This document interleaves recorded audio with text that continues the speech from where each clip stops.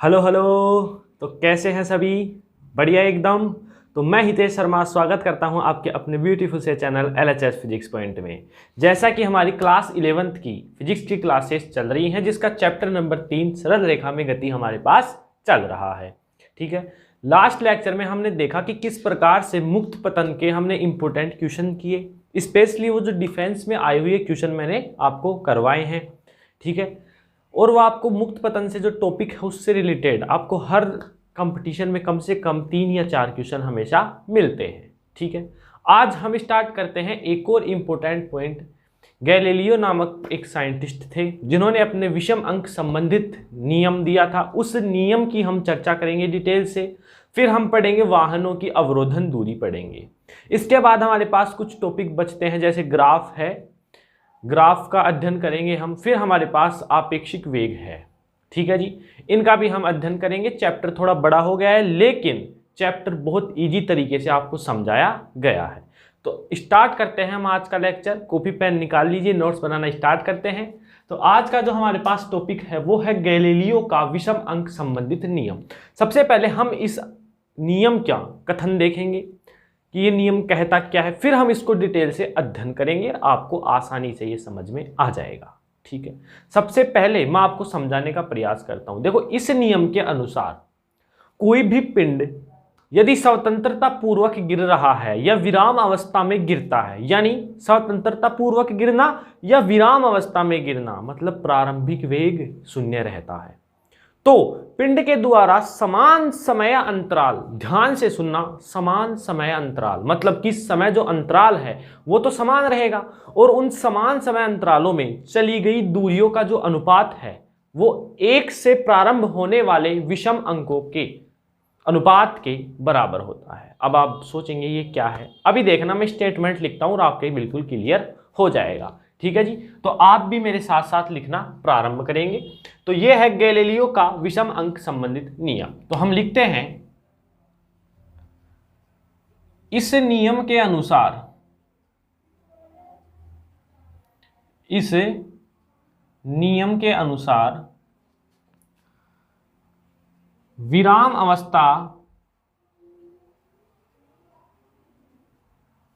अवस्था से गिरते हुए पिंड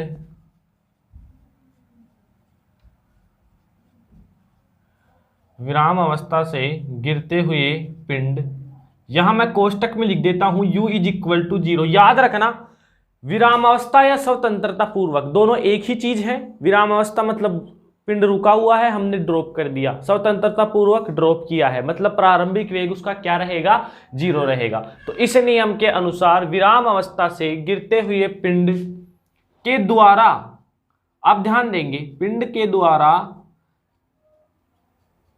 समान समय अंतराल, बिल्कुल इजी लैंग्वेज में मैं आपको लिखवा रहा हूं, समान समय अंतराल में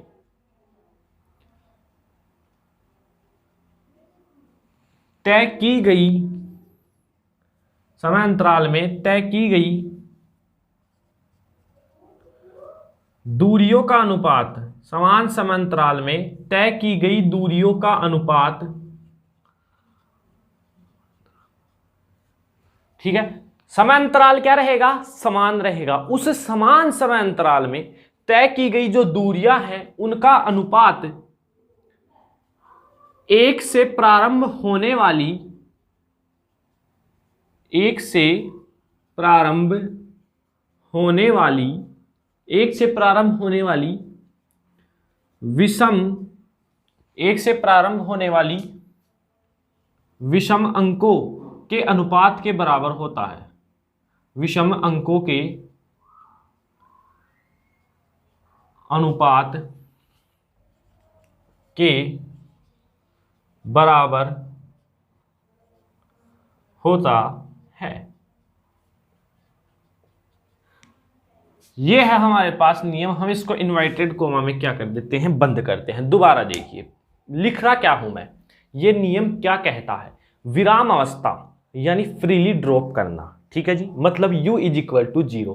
कोई पिंड है मेरे पास, उसको मैं फ्रीली ड्रॉप कर रहा हूं, यानी प्रारंभिक वेग उसका u है जो कि 0 है, के द्वारा समान समय अंतराल, मतलब कि जब वो गिरा ना तो समान समय अंतराल मतलब समय अंतराल जो है ना आपका समय वो तो रहेगा समान, और उन समान समय में जो दूरियां तय कर रहा है ना पिंड नीचे की ओर जा रहा है, उन दूरियों का अनुपात एक से प्रारंभ होने वाले विषम अंक कौन से हैं, 1, 3, 5, 7, उनके अनुपात के बराबर होता है।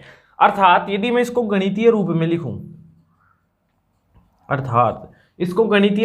यदि मैं दूरियों को S1, S2, S3 से दर्शाऊं पिंड के द्वारा, मान लीजिए t समय पर S1 दूरी तय किया गया, फिर 2t समय पर S2, 3t समय पर S3, इस प्रकार से चलता जाएगा। उसका जो इनका जो अनुपात है वो 1 से प्रारंभ होने वाले विषम अंक 1, 3, 5 इनके अनुपात के क्या रहेगा, तुल्य रहेगा। एक बार और देखिए, इंपॉर्टेंट नियम है, एनसीईआरटी में बिल्कुल छोटा दे रखा है, हम इसको डिटेल से पढ़ेंगे। देखो क्या कहता है ये नियम। विराम अवस्था से कोई पिंड गिर रहा है, डायग्राम से समझाऊंगा मैं अभी आपको। विराम अवस्था से कोई पिंड गिर रहा है, अब वो देखो नीचे गिरेगा तो कुछ दूरी तो तय करेगा ना अलग अलग जगह पर। मान लीजिए यहाँ से गिरा है तो यहाँ से लेकर यहाँ आया तो कुछ दूरी तय की, फिर यहाँ गया कुछ दूरी तय की, मतलब कि समय अंतराल तो ले रहे हैं हम समान, और पिंड के द्वारा जो तय की गई दूरियां हैं ना, मान लीजिए t समय पर S1, t2 समय पर S2 और 3t समय पर S3, ये दूरियां तय कर रहा है। तो इन दूरियों का जो अनुपात है वो 1 से प्रारंभ होने वाले विषम अंक कौन से हैं, उनके अनुपात के बराबर होता है। ठीक है, तो ये आप कर लीजिए नोट, फिर हम आगे चलते हैं। कर लिया नोट? तो ये तो आपको समझ में आ गया होगा नियम। अब हम इसको क्या करते हैं, सिद्ध करते हैं। देखिए कि वास्तव में क्या यह सही नियम है, इसको हम प्रूव भी करते हैं। तो नियम आपको याद हो गया होगा। पिंड की शर्त क्या है कि पिंड स्वतंत्रता पूर्वक गिरेगा, उसका प्रारंभिक वेग 0 रहेगा, और उसके द्वारा जो दूरियां तय की जा रही हैं समय अंतराल समान। ठीक है, समय अंतराल क्या रहेगा, समान रहेगा। उनका जो अनुपात है, किनका, दूरियों का अनुपात, वो 1 से प्रारंभ होने वाले विषम अंकों के अनुपात के बराबर होता है। अर्थात मैं फिर से लिख देता हूं कि मान लीजिए t समय पर दूरी तय की गई S1, 2t समय पर तय की गई S2, 3t समय पर तय की गई S3, इनका जो अनुपात है ऐसे चलता रहता है। विषम अंक कौन कौन से हैं, 1 अनुपात 3 अनुपात 5 अनुपात, इस प्रकार से ये हमें सिद्ध करना है। अब मैंने जो स्टेटमेंट लिखाया आपने लिख लिया, अब आप उस स्टेटमेंट को खोल लीजिए। अब मैं डायग्राम से आपको समझाता हूं। मैंने एक स्टेटमेंट में लिखाया था कि कोई पिंड है मेरे पास, स्वतंत्रता पूर्वक गिर रहा है, मतलब उसका प्रारंभिक वेग, ये देखिए स्वतंत्रता पूर्वक इस प्रकार से गिर रहा है, उसका प्रारंभिक वेग क्या रहेगा, 0 रहेगा। लिख लीजिए, जो मैं लिखा हूं वो लिख लेते हैं हम। प्रारंभिक वेग यानी u = 0 रहेगा, ये लिखाया था मैंने, ये लिख दिया है। अब ये पॉइंट मान लीजिए मेरे पास A है, ये मान लीजिए B है, ये मान लीजिए C है, और ये मान लीजिए D है। ऐसे पिंड स्वतंत्रता पूर्वक गिरा है। समय अंतराल मैंने क्या लिया था, समान लिया था, तो मैं यहां लिख लेता हूं समय। सबसे पहले प्रारंभ में तो समय क्या था, 0 समय था। जब वह गिरा तब समय क्या था, 0 था। B पॉइंट पर आया तो समय हो गया t, समय कितना हो गया t, समझ में आ रहा है। C पॉइंट पे आया तो समय कितना हो गया मेरे पास 2t, और D पॉइंट पर आया तो मेरे पास समय हो गया कितना 3t। अब जो कंडीशन लिखाई थी मैंने, पहली कंडीशन क्या थी, स्वतंत्रता पूर्वक गिर रहा है, कंडीशन फॉलो की, कर दी। दूसरी कंडीशन क्या थी, समान समय अंतराल। देख लीजिए A से B के मध्य समय अंतराल कितना है, t ही है, t माइनस का 0। B से C के मध्य समय अंतराल कितना है, 2t माइनस का t, यानी t ही क्या है, समय अंतराल है। C से D के मध्य समय अंतराल कितना है, t ही है। मतलब कि ये कंडीशन भी मैंने फॉलो कर दी कि समान समय अंतराल होना चाहिए। अब इन समान समय अंतरालों में तय की गई दूरियां, देखो पिंड यहां से गिरेगा, तो जब वह मान लीजिए A से B तक आया, कहां आया, A से B तक आया, तो उसके द्वारा तय की गई दूरी मान लेता हूं मैं D1 से, इस बार प्रदर्शित करते हैं। ठीक है, जब वह पिंड स्वतंत्रता पूर्वक गिरा तो A से B तक, तो देखो पिंड गिर रहा कहां से है, A पॉइंट से, तो दूरियां A पॉइंट से ही नापी जाएंगी। A पॉइंट से B की नापी D1, अब A से C की नापूंगा मैं तो कितनी हो जाएगी, मान लीजिए A से C तक की मैं मान लेता हूं D2। समझ में आया। पिंड टॉप से ही नापे जाएंगी दूरियां, याद रखेंगे। ए से मेरे को डी की नापनी है, तो मान लीजिए मैं मान लिया इसको D3। ठीक है जी, ये आ गया मेरे पास। हम डायग्राम क्या आपको समझ में आया? जो स्टेटमेंट लिखाया था मैंने वो फॉलो कर दिया है। प्रारंभिक वेग u 0 था, स्वतंत्रता पूर्वक छोड़ा है, समान समय अंतराल है, इनके द्वारा तय की गई दूरियां ये हैं। अब मेरे को इन दूरियों का क्या निकालना है? मान निकालना है। और मान निकाल करके अनुपात रखना है। क्या? जब मैं इनके मान निकाल कर इनको अनुपात के रूप में रखूंगा तो क्या मेरे पास विषम अंक आते हैं क्या? ये देखने वाली बात है। देखिए, अब यदि मैं जो ये दूरी कितनी है ए बी दूरी क्या है? यदि ए बी दूरी को जो स्टेटमेंट था हमारा उसको मैं S1 मान लूं, तो S1 क्या है? ए बी कितनी दूरी है? D1 मेरे को फाइंड करनी है सबसे पहला। फिर मैं आता हूं BC पर। BC कैसे आएगी? देखो D2 टोटल A से लेकर C तक कितना है? D2। यदि D2 में से D1 चला जाएगा तो BC आ जाएगा, जिसको मैं S2 नाम ले देता हूं। D2 माइनस का D1 ये निकालना मेरे को। फिर मेरे को निकालना है CD को मैं मान लेता हूं S3। अब CD कैसे निकलेगी? टोटल दूरी D3, AC तक की दूरी D2, D3 माइनस का D2 CD आ जाएगा। D3 माइनस का D2 क्या आ जाएगा? CD। इस प्रकार से हमारे पास S1 S2 S3 आ जाएंगे। S1 S2 S3 कब आएंगे? जब D1 D2 D3 का मान होगा। इसके लिए हम उपयोग में लेंगे गति का द्वितीय समीकरण, क्योंकि दूरी किससे निकलती है? गति के द्वितीय समीकरण से। तो अब हम यहां लिखते हैं गति के द्वितीय समीकरण से, गति के द्वितीय समीकरण से। देखिए क्या है गति का द्वितीय समीकरण? S is equal to ut plus का हाफ AT²। यही है। प्रारंभिक वेग कितना है? 0 है, यानी जो आपका S है वो बन जाएगा 1/2। अब आप मेरे को इसका एक्सीलरेशन बताएंगे।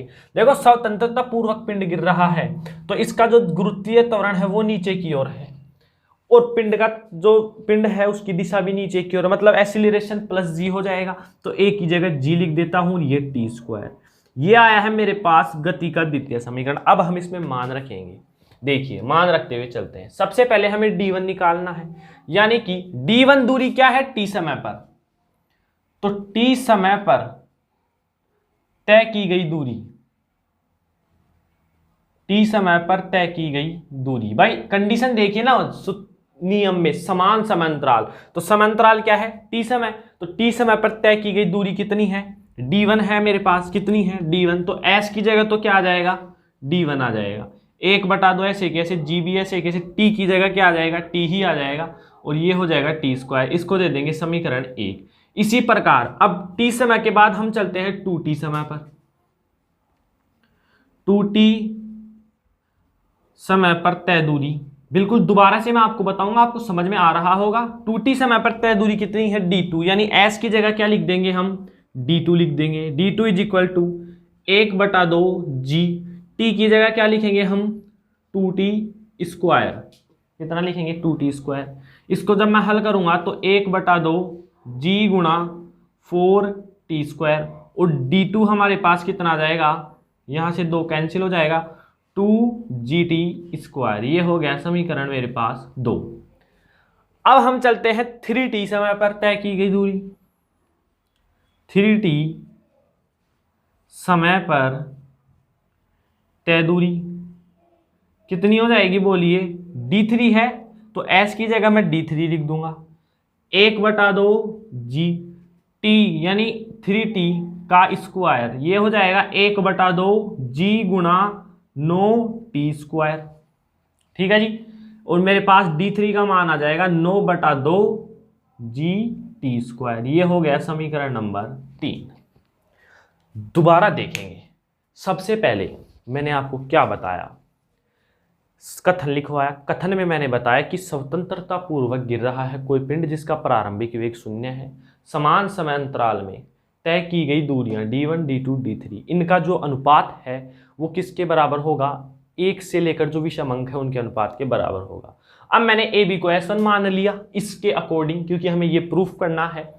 BC को H2, CD को H3। अब ये कैसे निकलेंगे? इस प्रकार से निकलेंगे। अब ये कैसे निकलेंगे? गति के द्वितीय समीकरण से। अब हमारे पास D1, D2, D3 इनकी वैल्यू आ चुकी है।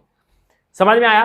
कुछ भी नहीं किया है। सबसे पहले हमने जो कथन था ना, कथन जिसको याद हो गया उसको पूरा नियम याद है। क्यों? क्योंकि कथन से ही तो ये डायग्राम बनाया है। मैंने आपको एक एक लाइन बोलकर डायग्राम बनवाया, ठीक है। उसके बाद मैंने दूरियां मानी और इस प्रकार से हल किया और सीधा सा गति का द्वितीय समीकरण लगाया। फिर t समय पर, 2t समय पर, 3t समय पर, क्योंकि समांतराल क्या है? समान है, इसलिए इस प्रकार से हमने D1, D2, D3 का मान ज्ञात कर लिया है, ठीक है। अब देखिए, यहां तक पहले आप नोट कर लीजिए। कर लिया नोट? चलिए अब देखिए D1 का मान मैं यहां पर लिखता हूं। देखिए थोड़ा सा जगह नहीं है, लेकिन है थोड़ा सा, क्वेश्चन ही बचा है। यहां हम लिख लेते हैं D1 का मान कितना आया मेरे पास? 1/2 GT²। D2 का मान कितना आया है? 2GT²। और D3 का मान कितना आया है? 9/2 GT²। 9/2 GT²। या मैं इसको काटू नहीं, ऐसे कैसे रख दूं? 4/2। इसका भी मैं रीजन बताऊंगा कि मैं इसको कैंसिल आउट क्यों नहीं कर रहा। ये कितना हो जाएगा मेरे पास? 4/2, ठीक है। इसका भी मैं आपको रीजन बताऊंगा। तो ये आ गया। अब मैं इसको रफ कर देता हूं यहां से। समझ में आ गया सबको किस प्रकार से हल किया है? गति का द्वितीय समीकरण लगाए, सीधा सा है। देखो, जिसको स्टेटमेंट याद हो गया और वो यहां तक आ गया ना, तो वो ऑटोमेटिकली तो डायग्राम बना लेगा। इस प्रकार से कंडीशन फॉलो करती रहनी है आपको, और ये दूरियां मानकर D1, D2, D3 मान ज्ञात करके आपके पास S1, S2 अभी आते हैं। देखिए, तो सबसे पहले हम यही हल कर लेते हैं। देखिए D1 कितना है हमारे पास? 1/2 GT², यानी कि S1 का मान कितना आ गया? 1/2 GT²। यही आया है। देखिए, AB को मैंने माना S1, S1 क्या है? D1। BC को मैंने माना S2, और S2 क्या है? D2 माइनस का D1। D2 कितना है? 4/2। ये देखिए 4/2 GT² माइनस 1/2 GT²। जब मैं इसको हल करता हूं तो मेरे पास कितना आता है? मेरे पास आता है S2 = 3/2 GT²। आप हल कर सकते हैं। देखो, GT² कॉमन आ जाएगा। 4/2 में से 1/2 जाएगा तो 3/2 आएगा, तो 3/2 GT²। इतनी तो कैलकुलेशन आपको आती होगी। अब हम चलते हैं S3 की तरफ। D3 कितना है? 9/2 GT² माइनस D2 कितना है? 4/2 GT²। अब वही हम GT² तो ले लेंगे कॉमन, और 9/2 में से 4/2 जाएंगे। आप साइड में भी लिख सकते हैं 9/2 माइनस का 4/2। 2 एलसीएम आया, 9 में से 4 गया तो 5। 5/2 GT²। किसका मान है ये? S3 का मान है। इसको मैं रफ कर देता हूं यहां पर से। अब आपके पास S1, S2, S3 आ चुका है। इसको रखते हैं अनुपात के रूप में।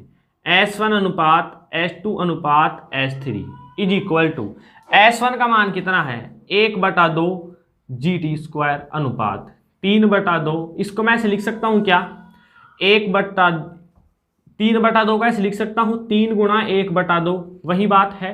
और ये आ गया GT², ठीक है। यहां पर अनुपात 5, इसको मैं ऐसे लिख सकता हूं 5 × 1/2 GT² लिख सकते हैं ना, कोई दिक्कत तो नहीं है। अब अनुपात का मतलब है भाग। अनुपात का मतलब है भाग। जब इन दोनों का भागफल होगा, इन तीनों का भागफल होगा, तो 1/2 GT² से 1/2 GT², 1/2 GT², ये क्या हो जाएगा? कैंसिल आउट हो जाएगा। और हमारे पास आएगा S1 अनुपात S2 अनुपात S3 अनुपात = ये जब कैंसिल होगा तो इसकी जगह 1 आएगा, इसकी जगह 3 बच गया है, इसकी जगह 5 बच गया। इस प्रकार से क्या रहता है? चलता रहता है। और ये हमने क्या कर दिया है? आपका ये नियम सिद्ध कर दिया है। अब आप बोलेंगे अनुपात, जब इन दोनों का अनुपात रखेंगे तो 1/3 आएगा। फिर इसका अनुपात कहाँ रखेंगे? अरे भैया आगे 7 भी तो आएगा। 1, 3, 5, 7, 9, 11 चलता रहता है, चलता रहता है। आप 4 वाला भी ले सकते हैं। जब 4 वाला लेंगे तो 3t की जगह अगला समय 4t ले लेंगे, और ये दूरी D4 ले लेंगे, और हमारे पास जो आगे जो आएगा उसको S4 ले लेंगे, उसका मान D4 माइनस D3 आ जाएगा। लेकिन हमें इतना बड़ा नहीं करना है, जो हमें कथन दिया था उसको याद करके प्रूफ करना है बस। दोबारा देखिए कथन क्या था। कथन था हमारे पास कि कोई भी पिंड है फ्रीली ड्रॉप हो रहा है जिसका प्रारंभिक वेग क्या है, 0 है।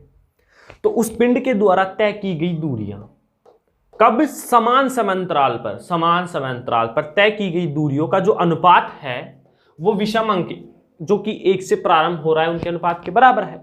अब हमने क्या किया, हमें कथन याद है, ठीक है जी। तो कथन याद है तो हमने डायग्राम बनाया, हमारे को कथन याद था, डायग्राम बनाया कि भाई प्रारंभिक वेग 0 था, ठीक है जी, प्रारंभिक वेग 0 कर दिया। फिर हमने देखा कि समांतराल भी समान था, हमने समांतराल भी समान ले लिया। फिर हमने देखा कि समान समांतराल में कुछ दूरियां तय कर रहा था, उनको हमने इस प्रकार से मान लिया। फिर हमने देखा कि हमारे को ये प्रूव करना है तो क्यों ना हम मान लेते हैं कि भाई S1 है जो D1 है, S2 है जो इतना है, S3 है जो इतना है। फिर हमारे दिमाग में आया कि हम इसको इन वैल्यूज को कैसे निकालेंगे, तो हमारे को पता है गति का द्वितीय समीकरण से निकाल सकते हैं जिसका प्रारंभिक वेग 0 है। तो इस प्रकार से गति का समीकरण मैंने बनाया और वहां से एक एक की वैल्यू t समय पर, 2t समय पर, 3t समय पर निकाली और अनुपात के रूप में रख दिया। बस कोई दिक्कत है इसके अंदर? कोई दिक्कत आपको नहीं होनी चाहिए। फिर भी यदि आपको कोई प्रॉब्लम होती है तो आप कमेंट सेक्शन में जरूर कमेंट करें, आपको फिर से आपको सॉल्यूशन किया जाएगा, ठीक है जी। तो यहां तक आप नोट कर लीजिए। कर लिया नोट? रफ कर देते हैं अब इसको। तो ये था आपका गैलीलियो का विषम अंक संबंधित नियम। इंपॉर्टेंट है, एग्जाम में पूछा जाता है। देखिए मैंने आपको बता दिया है, हर जब मैं टॉपिक कराता हूं तो उसको याद कैसे रखा जाता है वो भी मैं बता रहा हूं। इसको कैसे याद रखा जाएगा, आपको स्टेटमेंट याद है तो आप उस स्टेटमेंट की सहायता से ही डायग्राम बना लेंगे और वो डायग्राम बन गया तो फिर सारी प्रॉब्लम ही सॉल्व हो जाएगी। तो काम किस पर करना है, आपको स्टेटमेंट पर काम करना है कि स्टेटमेंट कैसे भी करके आपको याद रखना है। स्टेटमेंट ज़्यादा हार्ड नहीं है, बायोलॉजी वालों को भी मैं उम्मीद करता हूं कि समझ में आ रहा होगा, कोई समस्या नहीं हो रही होगी, ठीक है। इक्वेशन है वो भी मैं बिल्कुल ईजी तरीके से आपको बताने का प्रयास कर रहा हूं। अब हम पढ़ते हैं इसका जो टॉपिक है आगे वाला, वो है वाहनों की अवरोधन दूरी। हेडिंग डालिए पहले, वाहनों की अवरोधन दूरी, फिर हम इस पर चर्चा करते हैं। वाहनों की अवरोधन दूरी, वाहनों की अवरोधन दूरी। देखो बहुत ही बढ़िया टॉपिक है ये, डेली लाइफ का में जो चलता है वो टॉपिक है ये, ठीक है। तो वाहनों की अवरोधन दूरी आपके डेली रूटीन में आता है ये, तो आपको ये तो आसानी से समझ में आ जाएगा। देखिए क्या है अवरोधन का मतलब, आप समझ गए होंगे, रुकाव, ठीक है, बाधा, उसे अवरोधन कहते हैं, या रुकना उसे ही क्या कह रहे हैं हम, अवरोधन कहते हैं, ठीक है। अब क्या है वाहनों की अवरोधन दूरी? देखिए मान लीजिए आप कोई भी वाहन लेकर जा रहे हैं, मान लीजिए आप कोई मोटरसाइकिल या बाइक, दोनों ही एक ही बात है, ठीक है। मोटरसाइकिल लेकर जा रहे हैं आप, तो आपके सामने अचानक से कोई बच्चा आ गया, आपकी स्पीड थी 40 किलोमीटर पर हावर और आपके सामने अचानक से सडनली ही कोई बच्चा आ गया है, तो आप ब्रेक लगाएंगे। तो जब आपने ब्रेक लगाया, क्या आपकी मोटरसाइकिल या जो बाइक है वो रुक जाएगी? क्या नहीं रुकेगी। ब्रेक लगाने के पश्चात भी वह कुछ दूरी तय करेगी, चाहे से बहुत कम दूरी तय करे लेकिन कुछ दूरी तय करेगी। वही दूरी क्या कहलाती है? अवरोधन दूरी कहलाती है। एग्जाम्पल से बढ़िया समझ में आता है, मैं इसलिए आपको हर टॉपिक से पहले एग्जाम्पल देता हूं। देखिए आप कोई वाहन लेकर जा रहे हैं, ठीक है, आपके सामने अचानक से एक चाइल्ड आ जाता है। देखिए मान लीजिए यहाँ कोई मनुष्य है, ठीक है, ये किस पर सवार है? कोई मोटरसाइकिल है सवार, उस पर ये क्या है? सवार है। इस प्रकार से इसके हाथ इस पर हैं और ये चलता हुआ जा रहा है। इसकी स्पीड है 40 किलोमीटर पर हावर। जब ये गया तो यहाँ पर एक मुन्ना था एक, वो अचानक से आ गया। अब ये जो चल रहा था ना, इसने यहाँ पर ब्रेक लगाया, यहाँ पर क्या लगाया? इसने ब्रेक लगाया। फिर ब्रेक के बाद ऐसा तो है नहीं कि आप इतना तेज ब्रेक लगा देते हैं कि आपकी गाड़ी ही रुक जाए, और इतना तेज लगाएंगे तो गाड़ी तो बाद में रुकेगी, पहले आप जाएंगे उस बच्चे के पास हाय हेलो करने के लिए, ठीक है। तो ऐसा तो ब्रेक आप लगाएंगे नहीं, आप ऐसा लगाएंगे कि भाई हमारी गाड़ी भी कंट्रोल हो जाए, हम भी सेफ हो जाए, बच्चा भी सेफ हो जाए, सभी यही प्रयास करते हैं। तो आपने यहाँ ब्रेक लगाया और यह आपकी गाड़ी जाती जाती हुई यहाँ पर रुक गई और बच्चा भी सेफ, आप भी सेफ, सब बढ़िया। तो ये जो दूरी चला है ब्रेक लगाने के पश्चात, यानी ब्रेक लगाने पर और रुकने से पहले की जो दूरी है उसे कहते हैं अवरोधन दूरी, जिसे ds के द्वारा व्यक्त करते हैं। तो उम्मीद करता हूं टॉपिक के प्रति फील आ रहा होगा। अब हमें चलते हैं इसके स्टेटमेंट पर। देखो स्टेटमेंट क्या है। जब कोई गतिमान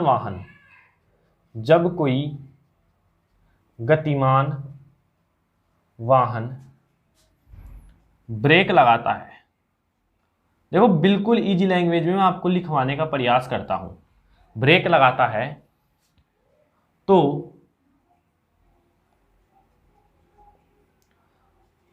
ब्रेक लगाने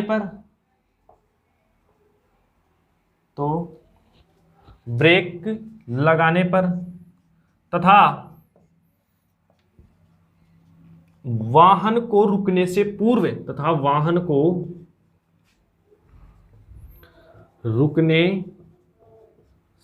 पूर्व तय की गई या चली गई दूरी अवरोधन दूरी कहलाती है।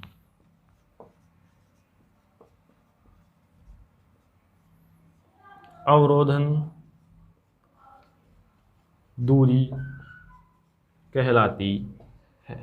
देखिए, जब कोई गतिमान वाहन ब्रेक लगा रहा है, ठीक है, आपको और बढ़िया एग्जांपल से समझाता हूं। ये जो मेरा हाथ है, ये मान लीजिए कोई दीवार है इस प्रकार से, और आपका वाहन यहां पर है, तो ये गतिमान है। तो इसको पता नहीं था कि सामने कोई दीवार है। कई बार देखो ऐसा होता है कि हमारे पास पारदर्शी भी दीवारें आती हैं। आपने कई आजकल रील्स चल रही हैं, ठीक है, जिसमें से मतलब कांच होता है, दिखता नहीं है। मान लीजिए कांच है यहाँ पर और ये अपनी स्पीड से चल रहा है, पारदर्शी कांच है, बिल्कुल क्लीन है, तो इसको दिखाई नहीं दे रहा। ये अपनी स्पीड से मस्त मजे से चल रहा है। अब ये चलता जा रहा है, अब इसको दिख गया, कुछ दूरी पर जाते ही दिख गया, अरे तो कांच है, अपने को इसके अंदर जाना ही नहीं है, लेकिन इसकी स्पीड थी, तो इसने एकदम से यहां पर इस स्टेप पर ब्रेक लगाया। तो ऐसा तो है नहीं कि ये यहीं रुक जाएगा, यहां पर उसने ब्रेक लगाया और उसके बाद ये गया और यहां पर रुक गया। तो सब कुछ सेफ हो गया, कांच भी और मोटरसाइकिल भी जिस वाहन से जा रहा था, और ये खुद भी, मतलब यहां पर उसने ब्रेक लगाया और यहां पर वो रुका है। तो ये जो दूरी है, दोनों अंगुलियों के बीच की दूरी, ये है अवरोधन दूरी। क्या है? अवरोधन दूरी। तो कैसे कहेंगे हम? जब कोई गतिमान वाहन ब्रेक लगाता है तो ब्रेक लगाने पर, मान लीजिए मैंने ब्रेक लगा दिया यहां पर, फिर मैं उसके बाद इतनी दूरी तय किया और फिर जाके रुका हूं, तो ब्रेक लगाने पर तथा वाहन को रुकने से पहले, वाहन रुक चुका है, रुकने से पहले जो उसने दूरी तय कर ली है उसे कहते हैं अवरोधन दूरी। तो यह आपको समझ में आ गई होगी। अब हम चलते हैं आगे। अवरोधन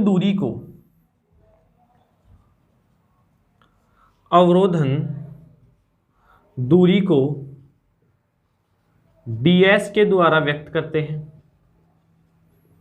ds के द्वारा व्यक्त करते हैं, ठीक है। अवरोधन दूरी को किसके द्वारा व्यक्त करते हैं? हम ds के द्वारा व्यक्त करते हैं। अवरोधन दूरी में वाहन का अंतिम वेग कितना होगा? जल्दी से बताइए। वाहन का अंतिम वेग कितना होगा? जल्दी बताइए। अंतिम वेग v = 0 होगा, या v = 0 होता है, ये तो समझ में आ गया। क्योंकि देखो एंड में वाहन ब्रेक लगाएगा तो कुछ दूरी तय करने के बाद रुकेगा, तो उसका अंतिम वेग तो कितना होता है? v, और प्रारंभिक वेग क्या होता है? u। तो ये है अवरोधन दूरी। अब अवरोधन दूरी में हम गति के समीकरण के द्वारा कुछ संबंध भी निकालते हैं। वो क्या होता है? उससे पहले आप नोट कर लीजिए। कर लिया नोट? मिटा दें? चलिए, तो ये तो रही अवरोधन दूरी की बात। देखो अवरोधन दूरी को आप देखिए, आप अभी इस टॉपिक को पढ़ने के बाद यदि आप वाहन पर जाएंगे, बाइक पर जाते हैं, तो इतना ज्यादा भी एक्सपेरिमेंट नहीं करना है कि आप इस कथन को ही गलत कर दें कि सर ने बताया था कि हमें तो आगे जाके जब ब्रेक लगाएंगे तो उससे आगे कुछ दूरी तय करेंगे। आप ऐसे ब्रेक लगा दें कि आप ही आगे चले जाएं लेकिन आपका वाहन पीछे रह जाए। ऐसा भी कुछ नहीं करना है अपने को, ठीक है। बिल्कुल हिसाब से ही चलना है, ठीक है। तो क्या करेंगे, जैसे ही आप गाड़ी लेकर जाएं तो आप थोड़ा सा ब्रेक लगाकर चेक करेंगे, आपकी गाड़ी कुछ आगे जाकर रुकेगी। तो जो वो दूरी चली है ना, वो जो दूरी चली है वो कैसी दूरी है आपकी, अवरोधन दूरी। कैसी दूरी है, अवरोधन दूरी। किससे व्यक्त करेंगे, ds से। अंतिम वेग क्या होगा, 0, प्रारंभिक वेग क्या होगा, u। अब देखिए, अब इसमें गति के समीकरण से मैं संबंध निकालता हूं। यदि कोई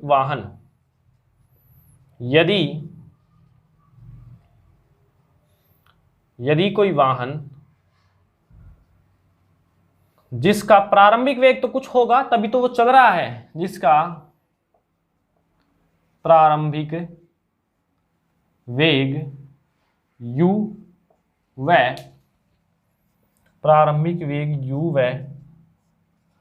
अंतिम वेग, प्रारंभिक वेग तो क्या है, u है, वह अंतिम वेग v = 0 है, 0 हो तो गति के कौन से समीकरण से, बताइए, गति के कौन से समीकरण से, गति के तृतीय समीकरण से। क्योंकि देखिए प्रथम समीकरण में समय आएगा, दूसरे में विस्थापन आएगा, जो कि हम इनकी चर्चा ही नहीं कर रहे हैं। दूसरे में विस्थापन के साथ समय भी आता है, हमें समय से कोई लेना देना नहीं है, इसलिए हम गति का तीसरा समीकरण ले रहे हैं। वो होता है v² = u² प्लस का 2as। क्या होता है, 2as। v का मान 0 है, u² इसका प्रारंभिक वेग है, और ये ऐसे कैसे आ जाएगा, 2a। अब s यानी विस्थापन है, कितना, ब्रेक लगाया और वह रुकने से पूर्व और ब्रेक लगाने पर कितनी दूरी तय कर रही है, ds। तो एक s की जगह मैं रख देता हूं ds, u² इधर आएगा तो माइनस का u², ये हो गया 2a ds। और मेरे को जब ds की वैल्यू निकालनी हो तो मेरे पास क्या आ जाएगा, माइनस का u² अपॉन का 2a। Very very very important है ये, याद रखेंगे इसको, ठीक है, वेरी वेरी इंपॉर्टेंट है। इसके 3 स्टार बना देते हैं हम इसको। रिलेशन आ चुका है आपके पास। अब इस रिलेशन से आप क्या कह सकते हैं, 3 बातें कहेंगे। सबसे पहली बात, ds directly proportional to u², यानी अवरोधन दूरी हिंदी में लिखेंगे क्या है, अवरोधन दूरी प्रारंभिक वेग के वर्ग के समानुपाती होती है। मतलब इससे क्या मतलब है, जितना ज्यादा प्रारंभिक वेग होगा उतना ही अवरोधन दूरी होगी। आपकी गाड़ी जितनी स्पीड में होगी उतनी ज्यादा आपको अवरोधन दूरी देखने को मिलेगी। भाई किसी की स्पीड है 20 तो वो तो ब्रेक लगाते वहीं रुक जाएगा, आगे नहीं बढ़ेगा वो। आप जा रहे हैं 120, आपको तो 120 ही चलना पड़ेगा। आप फिजिक्स के है ना, आपको देखना पड़ेगा, ट्राई करना पड़ेगा। नहीं जी, इतना ज्यादा आपको नहीं चलना है। तो स्पीड में होगी तो आपको कुछ समय लगेगा गाड़ी को रोकने में, वो अवरोधन दूरी हो जाएगी। तो ये हो गया, पहला आ गया कि अवरोधन दूरी, ये इस चिन्ह का पता है, मतलब समानुपाती, मतलब ये बढ़ेगा तो ये भी बढ़ेगा, ये घटेगा तो ये भी घटेगा, इसका मतलब ये होता है। दूसरा मिला है अपने को, जो ds है वो 1/a के व्युत्क्रमानुपाती है। जब समानुपाती के सामने डायरेक्ट संख्या आए तो वो तो क्या होता है, समानुपाती, मतलब कि ये बढ़ेगा तो ये भी, ये घटेगा तो ये भी। जब अपोन में संख्या आ जाती है तो त्वरण बढ़ा तो ds क्या हुआ, कम हुआ। ds बढ़ा तो त्वरण क्या हुआ, कम हुआ। तो इससे हम क्या लिख सकते हैं, अवरोधन दूरी त्वरण के व्युत्क्रमानुपाती होती है। अवरोधन दूरी त्वरण के व्युत्क्रमानुपाती होती है, व्युत्क्रमानुपाती होती है। और अंतिम है हमारे पास तीसरा। अब आपके दिमाग में होना चाहिए कि ऋणात्मक चिन्ह क्या बता रहा है। माइनस जो चिन्ह है वो अवरोधन को बता रहा है, आपकी गाड़ी रुक रही है, मतलब उसमें मंदन हो रहा है। माइनस चिन्ह उसको बता रहा है, माइनस चिन्ह मंदन को व्यक्त करता है, मंदन को व्यक्त करता है। देखिए अवरोधन दूरी मैंने आपको समझाया क्या है, ब्रेक लगाया और गाड़ी रुकी। ब्रेक लगाने पर रुकने से पूर्व जो दूरी है अवरोधन दूरी है। समझ में है यार? अवरोधन दूरी में प्रारंभिक वेग तो होगा लेकिन अंतिम वेग 0 होगा। ds से व्यक्त करते हैं, गति का तृतीय समीकरण लिया, ये रिलेशन निकाला, ds समानुपाती यूज का मतलब प्रारंभिक वेग बढ़ा, ये बढ़ा, घटा ये घटा, ds व्युत्क्रमानुपाती 1/a, त्वरण बढ़ा ds घटा, ds बढ़ा त्वरण घटा, माइनस चिन्ह मंदन को, भाई आपकी गाड़ी रुक रही है ना, उसके वेग में कमी हो रही है तो उसे ही क्या कह रहे हैं, मंदन, और माइनस चिन्ह उसी को बता रहा है कि आपकी गाड़ी धीरे धीरे धीरे धीरे रुक रही है। तो ये हुआ आपका एक और टॉपिक, वाहनों की अवरोधन दूरी। तो ये भी आपको बढ़िया तरीके से समझ में आया होगा, यहां तक आप नोट कर लीजिए। कर लिया नोट? चलिए अब हम इसको रफ कर देते हैं। तो ये तो है हमारे पास वाहनों की अवरोधन दूरी। अब हमारे पास एक और छोटा सा टॉपिक बचा है, प्रतिक्रिया काल, वो भी हम इसी लेक्चर में समाप्त करते हैं। फिर हमारे पास 2 टॉपिक बचेंगे, यानी 2 लेक्चर के 2 टॉपिक हैं, सापेक्षिक या अपेक्षिक वेग और ग्राफ। तो हम ये टॉपिक, हम एक और छोटा सा टॉपिक है, उसका नाम है प्रतिक्रिया काल। उसका नाम है हमारे पास प्रतिक्रिया काल। देखिए प्रतिक्रिया काल क्या है। सबसे पहले यदि मैं प्रतिक्रिया काल की बात करूं, आपको शब्द से समझाने का मैं प्रयास करूं। प्रतिक्रिया करने में लगा समय, प्रतिक्रिया करने में लगा समय, प्रतिक्रिया काल। अब प्रतिक्रिया कैसे होती है, बिल्कुल एग्जाम्पल से समझाता हूं जो आप डेली रूटीन में लेते हैं। मान लीजिए आपके घर के पास कोई लड़ाई हो रही है। यदि मैं फिजिक्स के अनुसार इसकी डेफिनेशन दूं, एक तो समझ में आ गया प्रतिक्रिया करने में लगा समय, प्रतिक्रिया काल। फिजिक्स के अनुसार यदि मैं इसकी डेफिनेशन दूं तो वो क्या हो जाएगी, प्रतिक्रिया काल से तात्पर्य है क्या है कि किसी भी घटना को देखने और उसके विषय में हमें सोचते हैं, हम कोई घटना को हम देख रहे हैं, फिर उसके विषय में हम सोच रहे हैं और हम जो कार्रवाई कर रहे हैं उसमें लगा समय प्रतिक्रिया काल है। जैसे आपके घर के पास में कोई लड़ाई हो रही है और आप वहां पर खड़े हैं, अब वहां डंडे बरस रहे हैं और वो डंडे आप पर भी लग सकते हैं। आप वहां पर खड़े हैं, आपने घटना को देखा, आपने घटना को देखा कि वहां डंडे बरस रहे हैं, हमारे पर भी बरस सकते हैं। तो आपके माइंड में विचार आया कि क्यों ना हम यहां से एस्केप कर जाएं, मतलब बाहर निकल जाएं। ठीक है, तो मन में विचार हुआ, आपने घटना को देखते ही तो नहीं भगे, आप जैसे ही देखा भग गए, ऐसा तो नहीं है। घटना को देखा, फिर आपने कंडीशन देखी कि अपने ऊपर भी आ सकता है, तो हम क्यों ना यहां से एस्केप कर जाएं, फिर आप वहां से एस्केप कर गए। मतलब कि आप घटना को देखे, फिर आपके मन में विचार आया और फिर आप जब वहां से निकले तो उसके मध्य लगा समय ही प्रतिक्रिया काल होता है। समझ में आ गया? मतलब कि किसी भी घटना को देखने पर तथा उसके विषय में कार्रवाई करने पर, उसके विषय में सोचा फिर कार्रवाई जो की, उसमें लगा समय ही क्या कहलाता है, हमारे पास प्रतिक्रिया काल कहलाता है। तो ये आपको समझ में आ गया। अब हम लिखते हैं इसकी डेफिनेशन।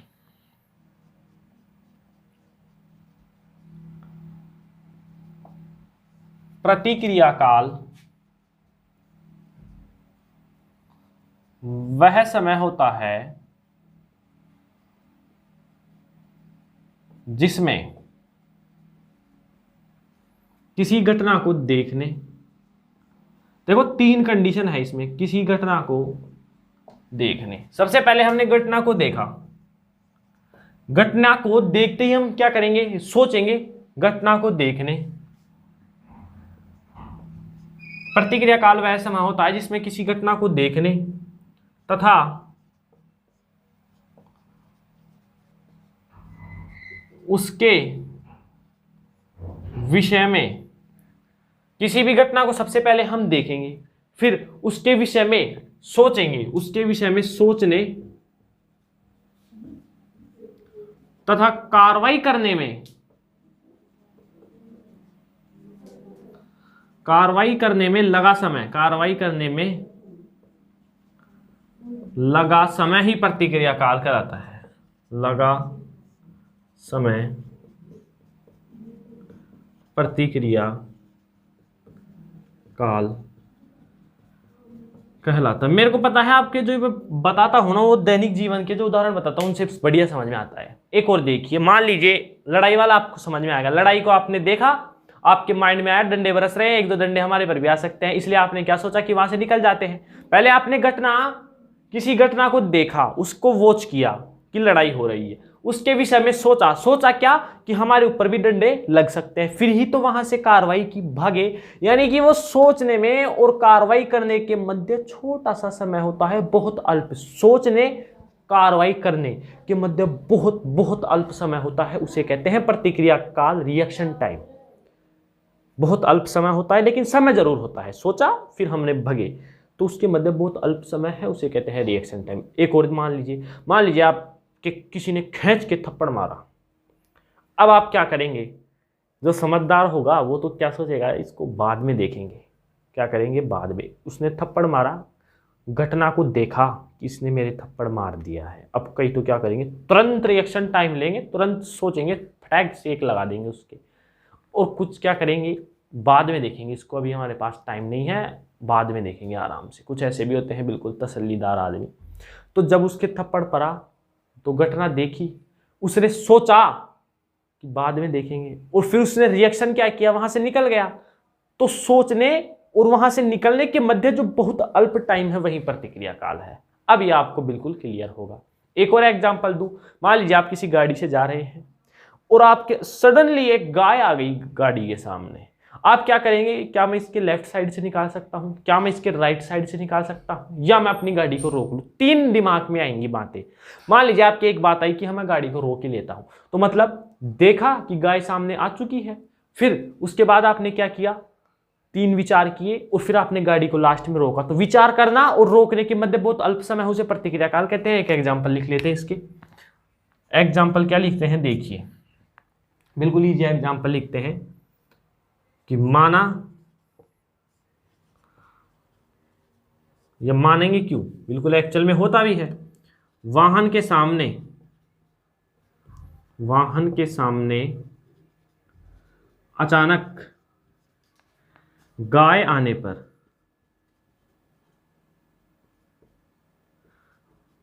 कोई भी वाहन है, उसके सामने अचानक क्या आ गई, गाय आ गई।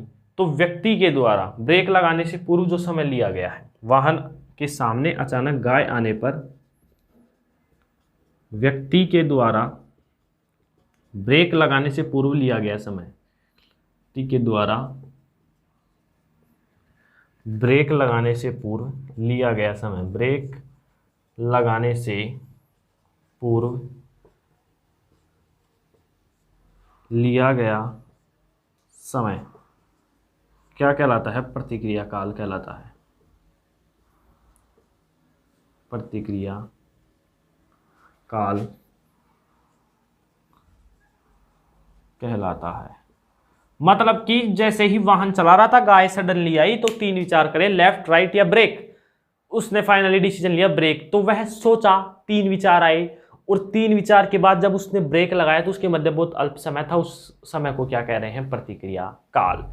तो ये था हमारे पास आज का लेक्चर, जिसमें हमने तीन टॉपिक कवर किए। सबसे पहला गैलीलियो का विषम अंक संबंधित नियम, बिल्कुल इजी था। कंडीशन, समान समय अंतराल में तय की गई दूरियों का अनुपात एक से प्रारंभ होने वाले विषम अंकों के समानुपाती होता है, विषम अंकों के अनुपात के समानुपाती या बराबर होता है। समझ में आ गया? उसके बाद हमने देखा अवरोधन दूरी वाहनों की, DS, और उसके बाद देखा प्रतिक्रिया काल। तीनों टॉपिकों को मैंने बहुत इजी तरीके से समझाने का प्रयास किया है। आप तीनों टॉपिक पढ़ेंगे, इसमें कोई दिक्कत आती है तो कमेंट में लिखें, और ज़्यादा से ज़्यादा 11th के स्टूडेंट हैं उनको तक ये वीडियो पहुंचाए। तो मिलते हैं एक नए लेक्चर के साथ, नए टॉपिक के साथ और नए जोश के साथ। तब तक के लिए आप पढ़ाई करते रहेंगे। All the very very best.